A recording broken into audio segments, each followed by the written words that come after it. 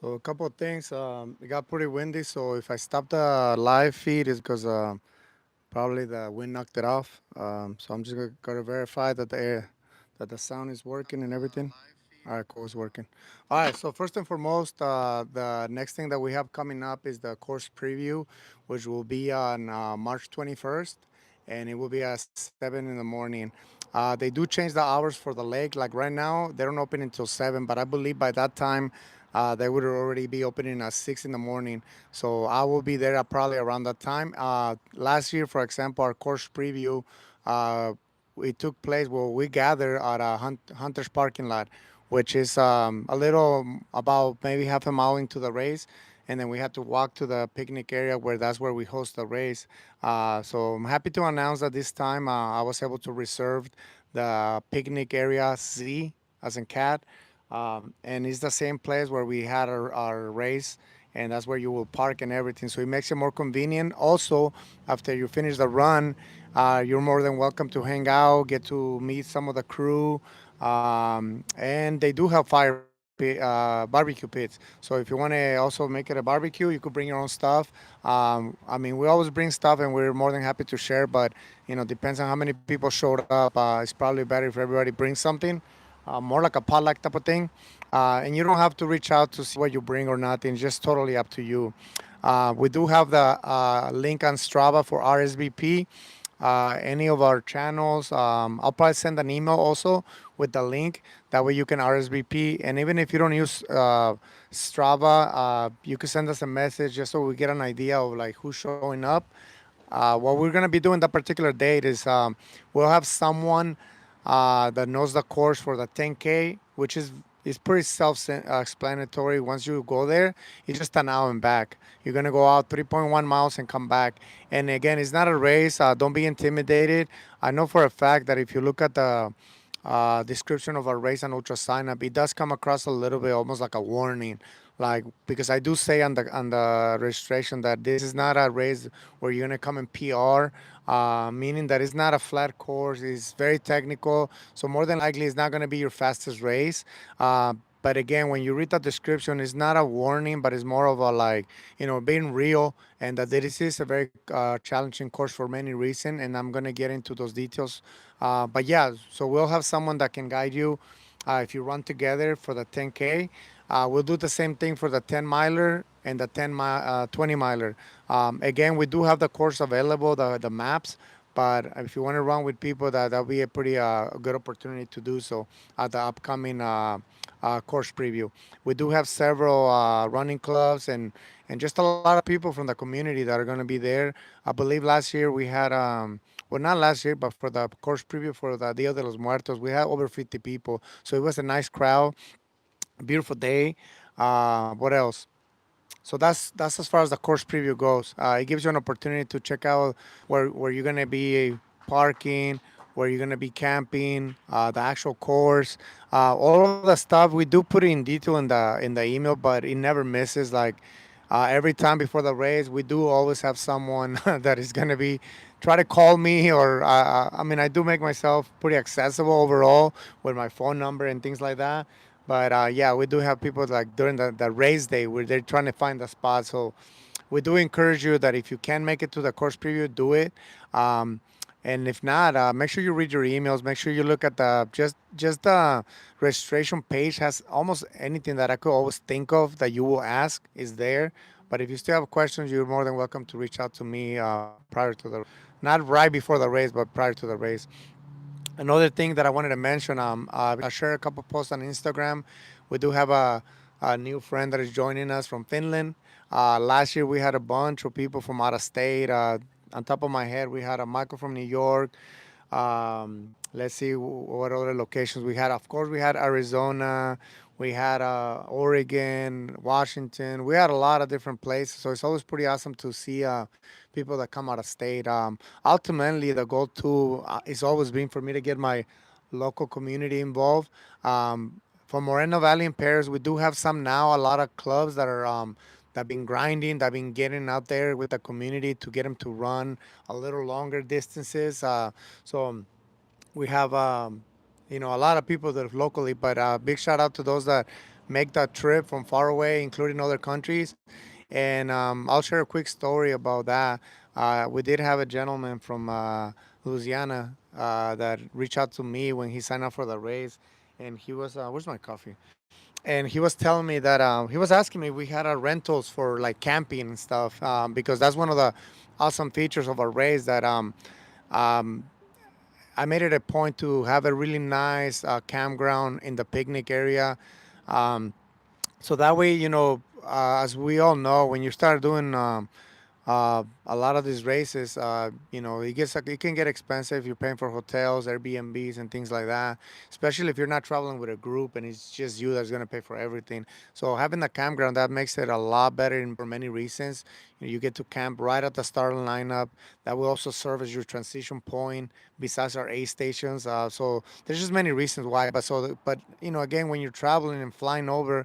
Uh, it might be a little more challenging when it comes to your camping gear and stuff. So he asked me, and I told him, you know what, man, like, don't even trip about that. I have a bunch of camping stuff. So I'm not advertising or saying that if you don't have camping gear, that I'll let you borrow it. But we did that with him, and we set him up right next to us at the starting lineup. So uh, as a as as a race director and as a leader of what we have here with Machete Madness, I encourage others to get to know each other, even if it's through social media, with respect and everything. And if you see other people that are running, I'm pretty sure they will welcome if you have any questions, especially if you're someone who already ran a race and you got someone new asking questions. So there's always someone that you can reach out to, not just myself.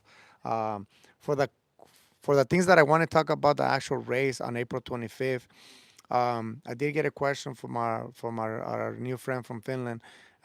He was saying over there is like freezing, right? So he might not have a lot of time to obviously to acclimate to the weather. So he was asking about the heat, and one thing is that it's a hit and miss. This will be our fourth year, I believe, for the 100K. And we had years where it got really hot. I believe last year it did get warm during the day. It tends to get a little cool at night. So it's not, you can never tell. And the one thing that makes it very challenging for our particular race is very similar to cold water rumble that I just ran. You're exposed. It's like there's no trees. So the sun can feel, even if it says like 78, it probably feels like 85. So what we can do for our us as a race is that we do have again at the campground you have whatever you need to bring, and that's your transition area, right?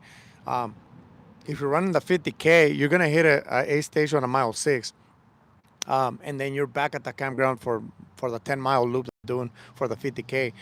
Those that are running the 10K, you should be able to have whatever you need for 3 miles out and 3 miles back. So it might be a different area where I might add like a water station, but in reality, we're starting at 6 in the morning. For the 10K, you should really be more than fine with whatever you have on your own hydration system. For the 20 milers, those are doing the 100K. You're doing the 20-mile loop 3 times. So for those, the A station is going to be at mile 8, and then you're going to get another A station at Bernasconi, which is at almost mile 13. Call it mile 13. And then from there on, you got another 7 miles, and you're back at the campground. So overall, from us and those who have come and run the loop on their own, including this past weekend, we were there, and I was able to hang out for a little bit. And I had a cooler with some stuff, and I can tell you that those that arrived out there, they really appreciated that, because when you're running on your own, and myself and Victoria, we done the loop on our own multiple times, and not having like an aid station there, because it's obviously you're running on your own, it sucks. So lucky for you, for the for the course preview, we will have someone there at mile 13. We won't have an aid station at mile 6 that we normally do at the race. This is just for the course preview. So make sure you're bringing out for a 10-mile loop if that's what you're doing. But for the actual race itself, yes, staging area, which is your starting and finish line, we even we say that's your staging area where you're gonna have what you need. But ourselves, we will have stuff there too. But we want to make sure that you have what you need. And what I mean by that is that a lot of people, they use different nutrition, different type of electrolytes. So if you're one of those that need to stick to a particular thing, that's where you want to put that. Now, when you get into our aid stations, We have pretty stacked aid stations. I mean, 100% you will have your water, you will have ice, electrolytes, some sort of snack, fruits. Towards the nighttime, we do have chicken broth. As far as solid food, the normal stuff you will find at aid stations, we will have probably like some sort of like bean burritos, quesadillas, and just a couple different options. Not a particular menu that you will have, but you do have options. And as I tell everyone, make sure that you bring what you need in case anything that we have that doesn't really work for you. And we also told people in the past, if there's certain things um, that you like, more than likely a lot of other runners will like the same stuff. So if you have any suggestions, we are open to any suggestions. But realistically speaking, we have the most of the basic stuff that people need and more. And most importantly, we do pride ourselves in having an amazing crew at our aid station. Again, I emphasize amazing because that's what our volunteers, our crew, that's what I see them as. And that's what one thing that I heard a lot after Dia de los Muertos is how a lot of people, at moments where they were struggling, they were ready to call it a day, in particular at the Bernasconi station, because now you're deeper into the race. And if you're at Bernasconi, that means that you were doing the 100 miler or the 200 miler. So at that point, that's where a lot of people did drop DNF, but that's also where a lot of people actually continue on, and they credit it to the staff, the volunteers that we had at a station, Bernasconi, in particular our leaders, which Rocky, um, Lorena, and then of course Chris and everybody that took part of keeping everything together. There were names in particular that's some of the folks that really helped them, and that's everyone else. We did hear also from the other A station at right before Molcajete 2.0. So what else I wanted to share with you guys? Anything that I missed or I don't have here, this is just kind of like improv. I was not even planning on doing this today, but I am gonna email it to all the people that already registered, which reminds me that we are getting pretty close to 100 runners, and the race will sell out at 150 total. The reason where I do have also a limit on my race, and it's not ever gonna be a race where you have 300 people, 400 people. Um, One thing that I love about trail running is part of it is the solitude. Part of it is just running the trails at some points by yourself. And a lot of the races they do become very popular, which I think our race is very popular. But when it comes to restricting the numbers, is like I don't want people to be waiting at Molcajete 2.0, just literally standing because it's too crowded. A lot of the sections on the climbs and the descents on our race are single track, and not just single track, but straight down, very technical, and that's not what I want for my race. And also, it allows me to have a little more of a personal touch, meaning that I'm able to, somebody has a question, and people will attest to this. You reach out with an email. Half of the time, most of the times, I'm gonna share my cell phone with you, and I'm gonna be like, hey, you know what? Just give me a call. It will be faster, and also not just faster, but I like to just get on the phone and quickly answer your questions that you have if I didn't already answer them in the website, in the emails. But that allows me to do that. It also gives me an opportunity to get to know more of our runners on a personal basis. I think I already shared one thing that was pretty awesome about this, the 100 miler, for example. Uh, Michael, who's I think he's on track. If not, he's already there. He's running 100 milers, and I don't know what's the time span, but that's how he ended up with our 100 miler. And like he came from New York.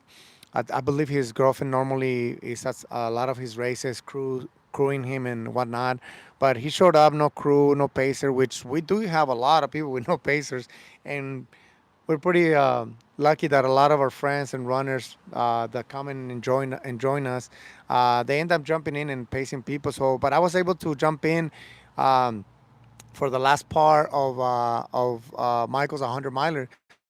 So I got a chance to run with him. And mind you, by this point, I already been there since Tuesday. This is Sunday, and I'm pretty tired. I'm pretty beat up, sleep deprived. I'm not gonna say hungry because I had just finished eating my dinner that Chris hooked me up with, and I was communicating. I told Michael because he was basically already cutting it pretty close with the cutoff time and whatnot, and I say he was telling me that he was not sure if he could make it exactly. And I said, you know what, man, you made it this far. Go out there, handle it, just give it your best, and definitely keep track with me. Let me know where you at. That way, I'm gonna try to jump in. And sure enough, I don't know where I got the strength from, but I got Chris to take me on the off road utility vehicle that we have, and he dropped me off, and I joined Michael for to share some miles with him. And I told him if I'm gonna get out here and run, we're gonna push. And sure enough, he was moving very, very smooth for someone that was already almost at 100 miles, mile 90 or whatnot. So we took off. Obviously, there was nobody at Bernasconi. There was no more aid station by that point. We had already pretty much started the process of tearing down. But I was with him, and I brought some stuff for him actually. We took off. We're running down the lake, the dam, heading out to Terry Peak, and that was one of the most awesome moments. And I have a lot of moments from every race that I really stick with me, but that was awesome just to have a conversation with him as we're running. And definitely I was pretty wrecked after that run because we start climbing. I will always kind of go ahead of him, and that's kind of how I like to pace. If you need me to talk to you, I'll talk to you, but then for the most part I try to set the pace and see how much they have left, especially if it's the end of the race. So we got up to Terry Peak, and then when we got to the top, and I told them time to play. We're gonna. My favorite is just running down hills, and I fucking took off. I think we were hitting at one point himself too, 6:30, 7 minute pace going down the hills, and then we made it to the finish line. But sure enough, once we were done, we actually had a moment. We shared a beer.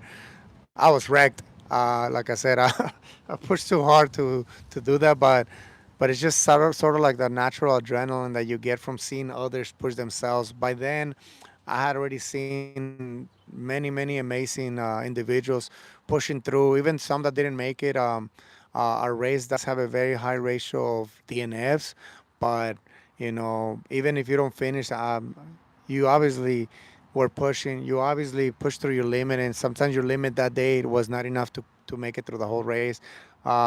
But with that said, man, I take the moment to thank you guys. That race, Machete Madness, Machete Trail Madness, all of our events, including, of course, we have our 12-hour endurance recon coming up. All of our events have something very special to me and for those that participate. Um, and that's just it's no secret that our race is tough, that our endurance events are fucking hard. Some people are like, what the hell, people pay to get tortured. um, yeah, they don't pay to get tortured, they pay to show up to a place where you're going to be pushed mentally and physically, but along the lines of pushing your limits. We do try to take care of you guys in every way that we can, and that's the most important thing that I take from my races. And with that said, most of the stuff, anything that I didn't cover, we'll probably have another briefing with more details. But I think we pretty much covered it all. If you look at the cutoff times, we give you plenty of time. Um, I believe for the 50K, and I should know it by on top of my head, but we it's like 15 hours. You got plenty of time for the 50Ks. No cutoff time for the 10K. You should be done quite. Even if you're on the slower end, it shouldn't take you more than 2 hours to do a 10K. But if you do that, if you just want to show up, be part of the celebration of our trails, and you decide to just hike the entire 10K, nobody judging. Just be mindful, and that's for everyone. If you're wearing headphones, I don't say no headphones. I did used to do that in the past, but people are still gonna wear them. But I just ask that when you're running down those hills, or any time where you really have to be cautious, take them off, put them down, or just be aware of who's next to you. If somebody's coming faster, there's room for you to step away a little bit, let them go through. If you're one of those fast ones, don't run over people. Announce yourself in a polite way. As uh, man, maybe I shouldn't say that. I'll probably be saying, "B, get out the way." Nah, just be nice to each other. But definitely be mindful whether you're running faster or slower. Share the trails. Don't run over people. Get out of the way in a nice way. um, but what else? Yeah, I think everything is on the website, on the Ultra sign up. Um, more details. My phone is about to fall. Jesus. Yeah, it's very windy. So yeah, you never know with the weather. That's what I'm saying. I want to say that it could be cold, it could be hot, but just be prepared for anything. As we get closer, we should be able to see what's going on with the weather. With that said, thank you very much. I'll talk to you soon.